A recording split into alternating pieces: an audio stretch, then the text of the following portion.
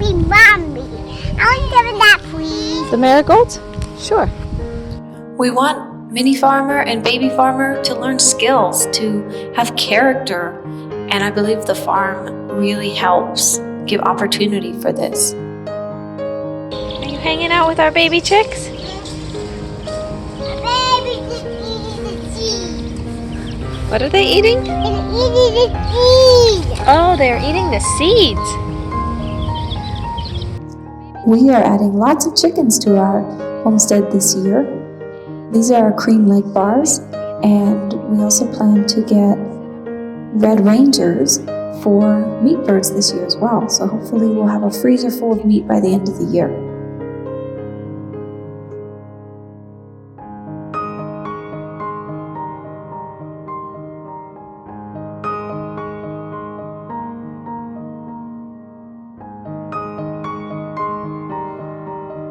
Everything takes so much longer than what we planned it to. We bought this home May of last year, and I was pregnant with our son, and we did not get it completed before he was born. And then we had a really difficult birth experience with him, and I had a lot of time to heal, and so I had to just be patient and allow others to help me. And another major frustration on the farm is that animals do not cooperate. They have a mind of their own.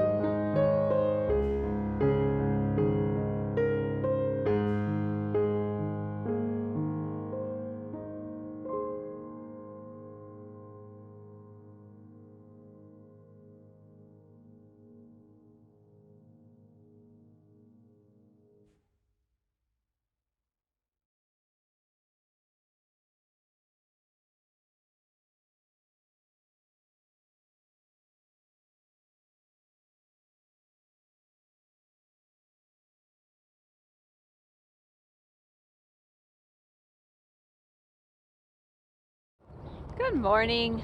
Sun is shining. It's a beautiful new day in Phoenix. Our favorite chore is definitely take care of the cows. So peaceful, especially when they have lovely deep grass to eat every day. They make us very happy. Well, folks, this is really exciting. We finally have some trees. Yes, you guessed it, it's trees. Our goal is to plant 100 trees this year. You can help us. We have a GoFundMe page. Is that a red bean? Yeah. Oh, yeah. Anything that grows is our favorite food. We live in the desert, and I am just shocked that we can grow beautiful vegetables like this. We hope to keep adding garden beds and make this big enough that we can grow a large majority of our own food. What are you doing? Did you tell everyone what's happening? No. Why you're catching chickens? No. There we go. We're picking them up. We're going to harvest them. We're going to butcher them and eat them. Just the roosters. Love the way everybody is willing to help each other. And they do it with joy. We had a great time together butchering these chickens. The children learned new things, and the adults enjoyed some homebrew.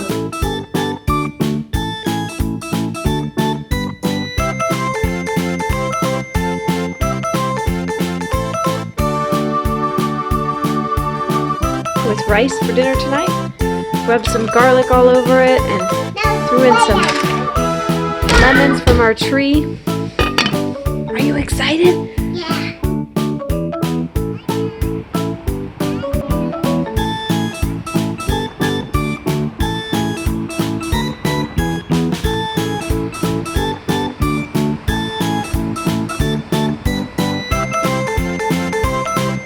To spend time together, no matter where it is. Being together as a family is a beautiful thing, and I'm so thankful we get to enjoy it all year round.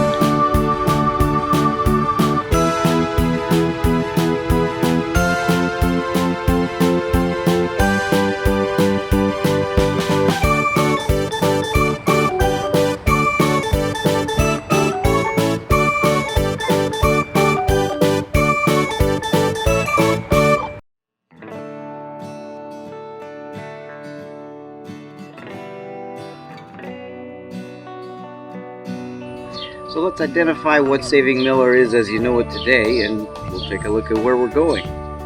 For my entire life, I've been curious about how things work and how to do things a better way. And in large part, this is the curiosity that led me to build a coffee roaster and various other projects. So Saving Miller is maybe the grandest iteration yet, and it really encompasses the experiences that we've had already and the knowledge and skills that we've gathered to date, and gives it the opportunity to morph into something bigger and better. So here's the story. In 2016, my darling and I moved to California. We found a house in a small, sleepy city, and it was a small, sad house that needed care, a lot of care. So we jumped into it right away, and then in 2017, the mini farmer arrived. And so as we considered, the environment that she was experiencing, and really thought about how we wanted her to be able to interact with nature and with the world around her, we really wanted to give her the best opportunity to understand reality, understand how things really are and how they work. So along the way, we became associated with Underwood Farms in Moore Park, California, and we really gathered a lot of very interesting knowledge from them and ate a lot of good vegetables. So please do support them if you get the chance. They're good people. And it really sparked my curiosity. So I started doing a lot of research and looking into modern agricultural practices, and then looking into that kind of led to sustainable farming and the homesteading movement in the US. And so, in LA, as well as in most other urban centers, there's kind of a stark contrast between nature and our food supply, and typically the approach is to hide as much of that as possible and to obscure it and package everything nicely. And so that's kind of odd to me. Why are we hiding nature? Food is one of the most important things that we do every single day. So why would someone think that we can take soy and grind it up, and process it, add a bunch of chemicals in a big factory, and develop it into a patty and call that a hamburger? Or take a handful of almonds, a very small handful of almonds, puree them, add some chalk, some emulsifiers, different things, and a bunch of water, and then call that milk? That's just ridiculous, really. And it's a highly processed food, and a lot of times there's not a lot of integrity in what goes into that. And so I thought, well, there has to be a better way. Why would someone prefer highly processed foods over something that's natural, healthy, and sustainable? And I think it really has to do with a lack of knowledge and not understanding what the complex global food supply chain looks like, and what maybe some of the realities are of that. And so we wanted to give ourselves and our family a much better way, so that we're not suckered into believing the packaging and marketing that we're fed at the grocery store as to what good food is. And so last year I started brewing my own beer, and really enjoyed that. I had resisted for a long time because I thought, well, other people just make really good stuff. Why would I bother myself? But I discovered I could make beer that I enjoyed a lot, and so I decided to do it myself. Now, I was acutely aware of the association that my family name would have with beer, and so that really kind of led to the development of the name initially. So I wanted to solve this dilemma by moving to the country, raising our own food, brewing our own beer, and being as self-sufficient as possible. So if we can show people maybe a better way to live and to eat through our journey, then perhaps we can benefit from that by showing you what we're doing. That really is how Saving Miller was born. And so, step one, we sold our house in California. Step two, we found a new property and have been working diligently to get the home ready. And now in step three, we are beginning to build the farm and get it ready for the fall planting season here. So we are trying to be realistic. It's going to take a very long time to mature into this vision, trees don't grow that quickly, but I mean, we're on our way.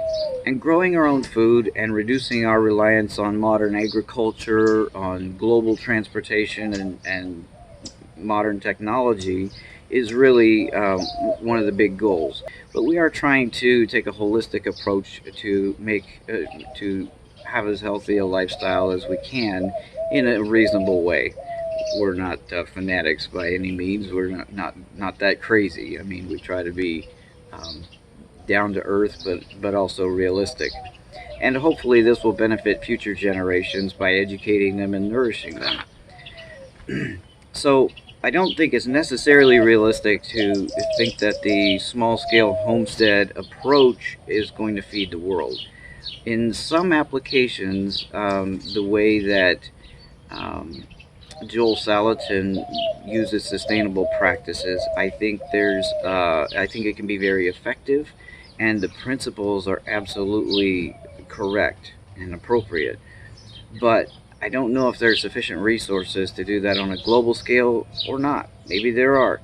But really following the principles is what we need to do. So instead of using chemicals to kill all the microbes in the soil, we need to harness them and nurture them so that they can help us produce nutrient-rich food.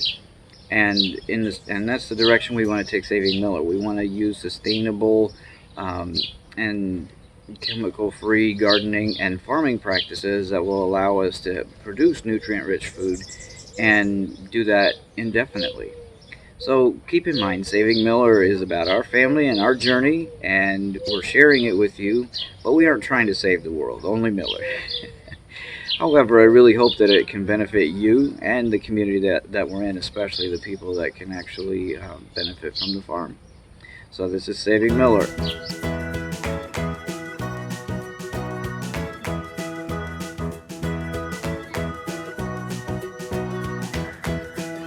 Our children love to watch YouTube videos. It's a clean, healthy thing for them to enjoy in the evening. We don't have to worry about content. We love watching Homesteaders, and especially if they have children and animals in them. The mini farmer prefers animals and kids in every single video. If it's too much building or talking about bigger subjects, she is not interested. So we really love White House on the Hill. They have lots of chickens, and she's all into chickens. This Wyoming Life is another great one about cows in Wyoming, and we enjoy that because we both lived in Wyoming, so that's always interesting to us. And then Justin Rhodes is another one that we've been very inspired by. He did a lot to get this community started, this community of homesteaders, and we enjoy the footage of him and his children working together, and it's just something that we like to watch in the evenings. Weed'em and Reap is another one that we watch. They are here in Arizona, also in Phoenix, and so that is interesting for getting ideas of what we can do locally. Thank you for inviting us to this collaboration, and I hope to get started watching a lot more of homesteaders, new homesteaders, and support the new ones that are starting up. Saving Miller out.